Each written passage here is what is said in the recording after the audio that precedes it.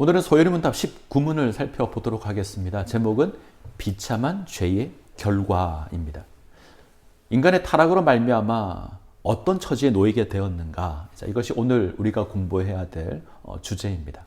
사람의 창조 이야기가 창세기 1장과 2장에 나오죠. 근데 창조의 내용을 잘 보면 이 1장과 2장의 느낌이 조금 다릅니다. 창세기 1장을 보면 사람은 아주 특별한 존재로 등장을 합니다. 하나님의 형상 이렇게 일컬어지죠. 하나님의 형상 이 표현만으로도 아주 특별할 겁니다. 근데 창세기 2장을 가면 사람은 흙으로 만들어진 피조물로 등장합니다. 하나님께서 각종 들짐승과 새들을 흙으로 창조하셨는데 사람 역시 흙으로 창조합니다. 이러면 아무런 차이가 없죠. 창세기 1장에서 사람이 명품이라면 창세기 2장에서 사람은 보잘것없는 짝퉁 정도 될 것 같습니다. 자, 엄청난 차이가 있습니다. 자, 이 속에는 중요한 교훈이 있습니다.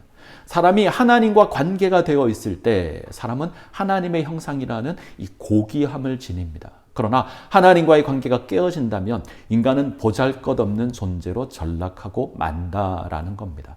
자, 이러한 모습을 타락을 통해서 우리가 확인할 수 있습니다. 자, 타락의 결과는 한마디로 관계가 단절되는 겁니다. 자, 먼저 하나님과의 관계가 단절됩니다. 예전 같으면 하나님 앞에 자신 있게 나섰던 아담인데 타락한 이후에 숨습니다. 친밀한 관계가 깨어졌기 때문입니다. 자, 이사야 59장 2절. 오직 너희 죄악이 너희와 너희 하나님 사이를 갈라놓았고 너희 죄가 그의 얼굴을 가리어서 너희에게서 듣지 않으시게 함이니라. 자, 죄가 하나님과 사람 사이를 갈라놓았습니다. 이로 말미암아 기쁨으로 하나님을 섬기는 존재가 아니라 하나님을 두려워하고 숨을 수밖에 없는 존재가 되었습니다. 자, 두 번째로 사람과 사람 사이의 관계가 깨어집니다. 자, 아담과 하와는 처음 창조되었을 때 벌거벗었으나 부끄러워하지 않는 친밀한 관계였습니다.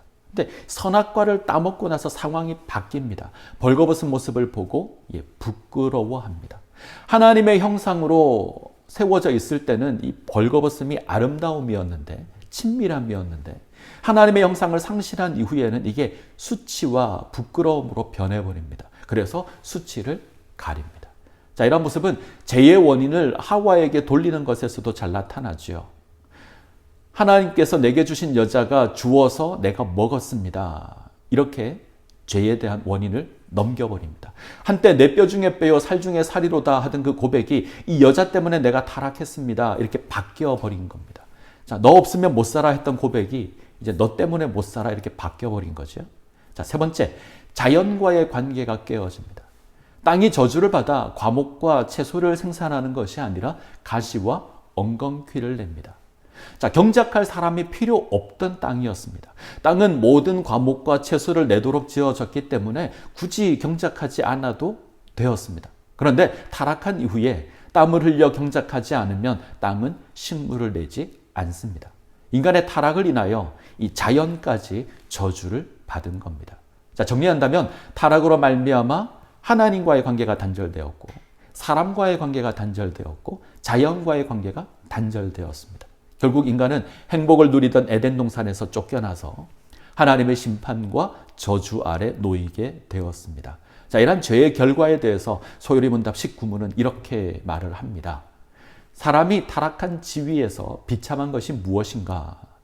모든 인종이 타락함을 인하여 하나님과 교제가 끊어지고 또 그의 진노와 저주 아래 있어서 생전에 비참함과 사망과 영원한 지옥의 벌을 받게 되었다.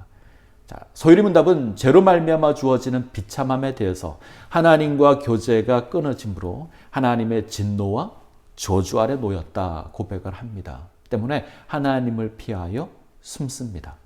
자, 창세기 3장 8절. 그들이 그날 바람이 불 때 동산에 거니는 여호와 하나님의 소리를 듣고 아담과 그의 아내가 여호와 하나님의 낯을 피하여 동산 나무 사이에 숨은지라. 자, 죄를 지은 아이가 부모를 피하는 것처럼 사람은 하나님을 피합니다. 그리고 에덴 동산에서 쫓겨나지요. 이같이 하나님이 그 사람을 쫓아내시고 에덴 동산 동쪽의 그룹들과 두루 도는 불칼을 두어 생명나무의 길을 지키게 하시니라. 에덴 동산에서 쫓겨난 인간은 하나님께서 허락하시는 행복 대신에 진노와 저주 아래서 살아가게 됩니다. 하나님과의 관계가 단절된 인간은 살아가는 삶에서 비참함을 경험하게 되지요. 하나님의 형상을 잃어버림으로 사람과의 관계가 단절되어서 다툼이 일어나고 분쟁이 일어납니다. 나라와 나라 사이에 전쟁이 일어나기도 합니다. 자연과의 관계가 깨어서 질병이 생기고 전염병이 생기며 기근과 같은 재앙이 임하기도 합니다. 나아가 죄의 결과로 죽음을 맞이하게 되며 이 하나님의 심판으로 인해서 영원한 형벌에 처해지게 됩니다. 죄의 삭은 사망입니다. 그리고 그 사망 이후에 죄에 대한 심판이 있습니다. 자, 한번 생각해 보죠. 우리가 하루를 살아가면서 죄를 몇 번이나 지을까요? 수없이 속이는 삶을 살고 시기하고 질투하고 불평하며 살아갑니다. 나쁜 마음을 지니기도 합니다. 수없이 많은 죄를 짓는 거죠. 그런데 하루에 딱 죄를 3번만 짓는다고 생각해 보시죠. 어떨까요? 그 사람은 괜찮은 사람입니다. 근데 이 3번이 1년이 되면 1000번이 넘는 죄가 됩니다. 우리가 살아온 인생을 생각한다면 엄청난 죄가 되는 거죠. 자, 이런 우리가 심판을 받으면 그 결과가 무죄일까요? 유죄일까요? 결과는 자명할 겁니다. 우리는 유죄 판결을 받고 형벌을 받게 될 겁니다.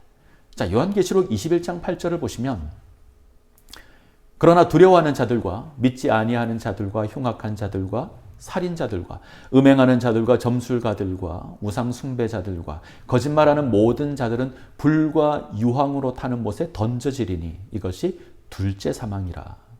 자, 인간은 타락함으로 말미암아 하나님의 심판 가운데 불과 유황으로 타는 못에 참여하게 됩니다. 이것이 지옥입니다.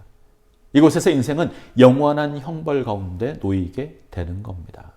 자, 기억하시기 바랍니다. 죄로 말미암아 주어진 타락은 하나님과의 관계가 단절된 겁니다. 하나님과 거리가 멀어진 겁니다. 그럼 구원은 무엇일까요? 이 단절된 관계가 다시 회복되는 겁니다.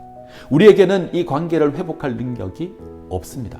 그러나 하나님께서 놀라운 은혜를 베풀어 주셔서 이 관계를 다시 회복시켜 주십니다. 이 하나님의 사랑과 하나님의 은혜를 기억하시기를 바랍니다. 자, 마지막으로 소요리 문답 19문 다시 읽고 마치도록 하겠습니다. 사람이 타락한 지위에서 비참한 것이 무엇인가? 모든 인종이 타락함을 인하여 하나님과 교제가 끊어지고 또 그의 진노와 저주 아래 있어서 생전의 비참함과 사망과 영원한 지옥의 벌을 받게 되었다. 자, 기도하겠습니다. 사랑과 은혜가 풍성하신 하나님, 아담의 죄로 말미암아 우리에게 주어진 비참한 처지를 확인합니다. 하나님 안에서 행복을 누렸던 인간인데 관계가 단절되었으며 사망에 거하게 되었으며 결국은 심판을 받아 영원한 형벌에 거하게 됨을 살폈습니다. 이런 죄의 비참함을 기억하게 하시고 나아가 우리를 구원하시는 하나님의 놀라운 사랑을 기억하게 하여 주시옵소서. 예수님의 이름으로 기도합니다. 아멘.